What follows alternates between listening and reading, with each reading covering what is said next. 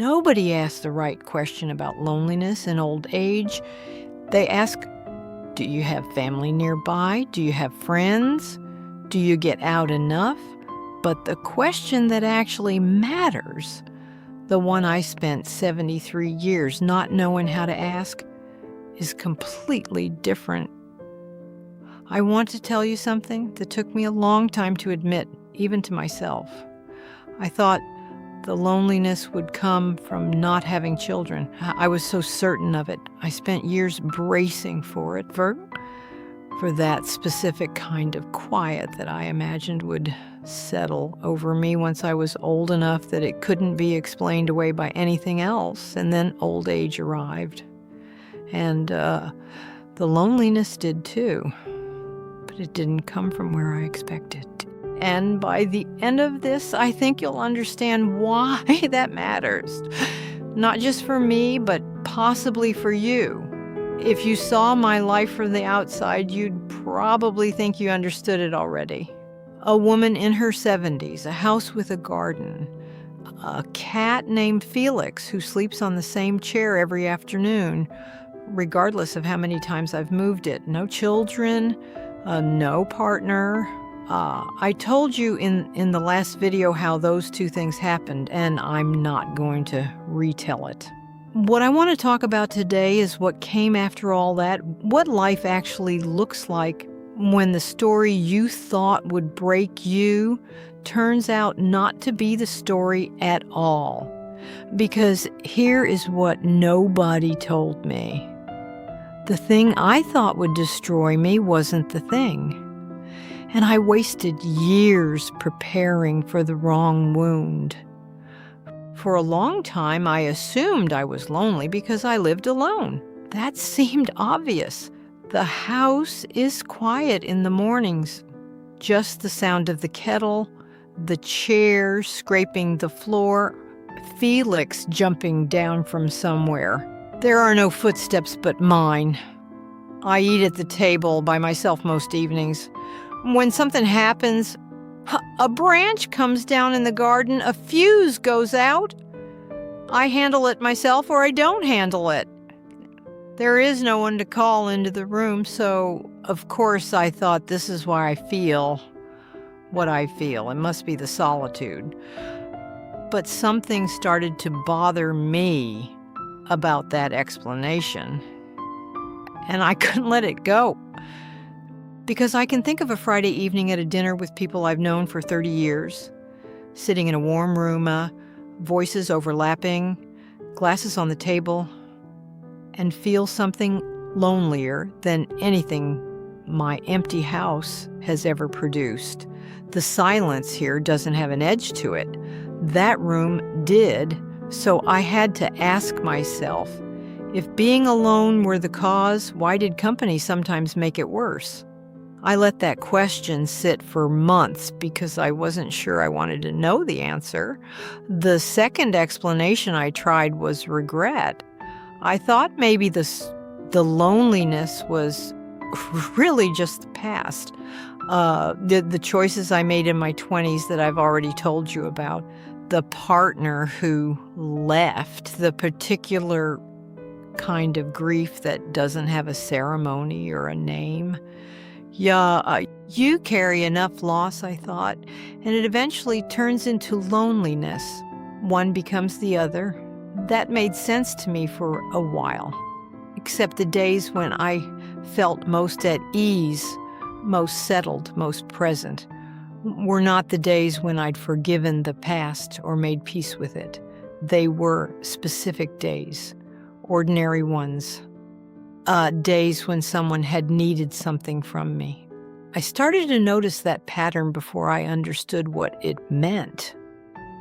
And I kept noticing it. The third explanation I reached for was family, not having one specifically. This is the one people offer most often, gently, sometimes without words.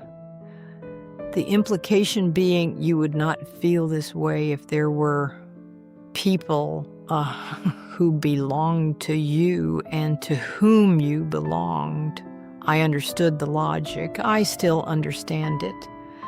but I also know women who have children and grandchildren in every room of their lives and who describe a loneliness so precise, so interior, that family clearly didn't reach it. So either they were wrong about what they were feeling, or family is not actually the answer to this particular question.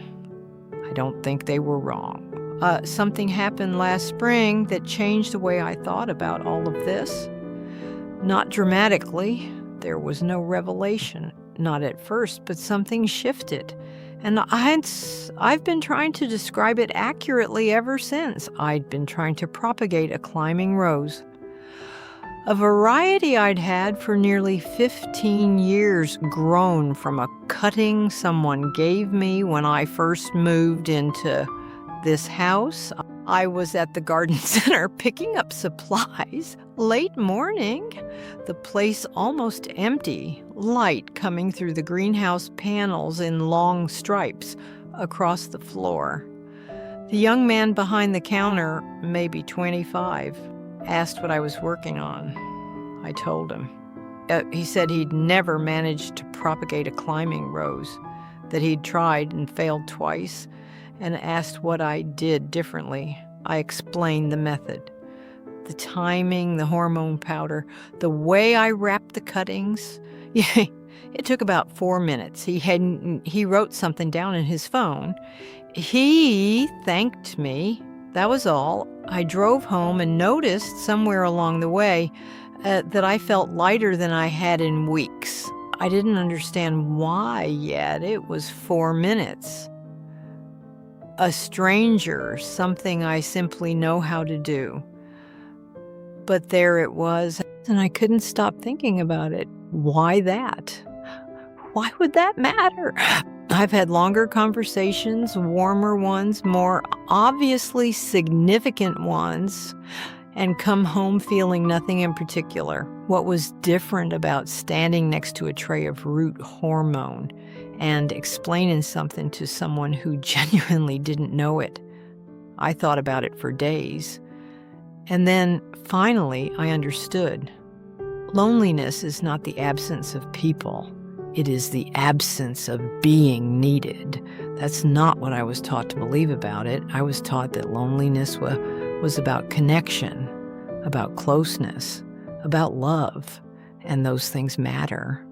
I'm not dismissing them, but in old age, in this specific particular kind of old age, what I feel on the worst days is not a lack of warmth or company. It is the feeling of being unnecessary, of having moved without quite noticing from the category of people who are required to the category of people who are optional. And I want to be careful here because I'm not talking about being unloved. I'm talking about something more functional than that, less sentimental. When I was working, when I was someone's partner, when I had a household with another person in it, I was needed in ways that were sometimes tedious and often unnoticed.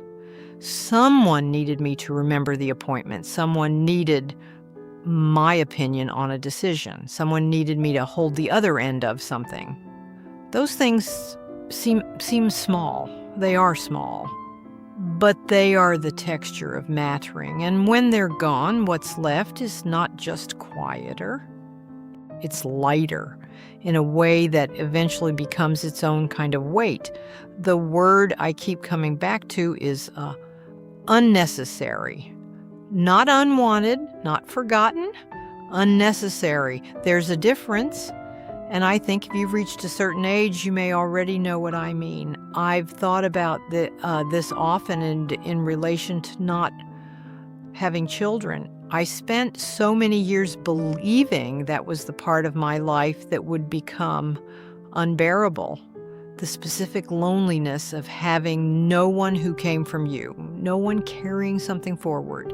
And some days, I won't lie to you, there is something in that, a particular kind of absence that doesn't fully translate. But it is not the main thing. The main thing is this. When you are no longer useful to anyone in the daily, ordinary, structural sense of the word, you start to feel like a footnote in your own life. I don't say that to frighten you. I say it because understanding it changed something in me. There are still difficult days. I want to be honest about that. There are mornings when I make tea and the light comes in gray and low, and Felix is quiet, and the silence has a quality I don't have a better word for than hollow. There are evenings when I'm aware, with a clarity I didn't ask for, that if something happened to me tonight, the first person to notice would probably be the woman at the pharmacy on Tuesday when I didn't come to pick up my prescription. I hold that fact without dramatizing it, but I do hold it. Some days it is simply a fact. Other days it is harder. Can you think of a moment in your own life, not necessarily now, but ever, when you felt most fully present? When the day had a kind of weight to it that felt like purpose? I'd like you to hold that thought because I think it matters to what I'm about to say. Here is what I've learned to do. And I say learned carefully because it didn't come naturally. I've started looking for the 4-minute conversations, not the deep ones. I don't have the energy to manufacture depth anymore, and I've stopped pretending I do. I mean the ones where someone needs to know something I happened to know, where I can be useful in a way that costs me nothing but attention. The neighbor's son who didn't know how to fix the drip in the outdoor tap. The woman 2 streets over who asked about the frost dates for this part of the country. The library volunteer who wanted to know how to get rid of bindweed without chemicals. Small things. But I come home from each one of them feeling like I am, in some modest and real sense, still here.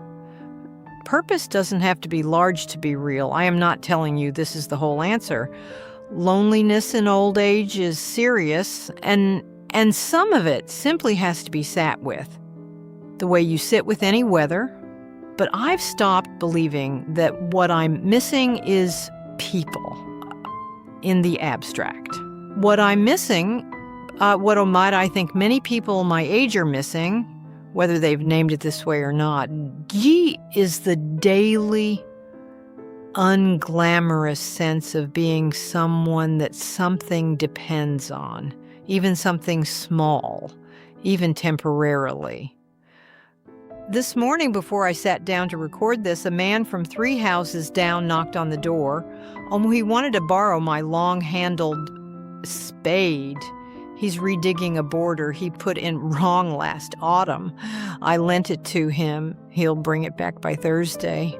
And as I closed the door, I noticed that the house felt different than it had 10 minutes before. Not full, but not empty in the same way either. Felix has moved to the windowsill. The garden is beginning to come back. You can see it if you know where to look. A few green things up already, earlier than expected. I don't know what all of them are yet. Some I planted, some just came. I've been thinking about what it would mean to design a life, not a young life, but a later one, around usefulness rather than connection. Whether those two things are as different as we assume, whether the loneliness that so many people dread in old age is less about solitude and more about having slowly become someone the world has stopped asking anything of. I don't know if that's true for you. But here is the question I keep sitting with. Not whether you are loved. I suspect you are. But whether you still feel in the ordinary hours of an ordinary day that your presence changes something for someone, because I think that might be the whole thing. And I think we've been looking for the answer in the wrong place for a very long time.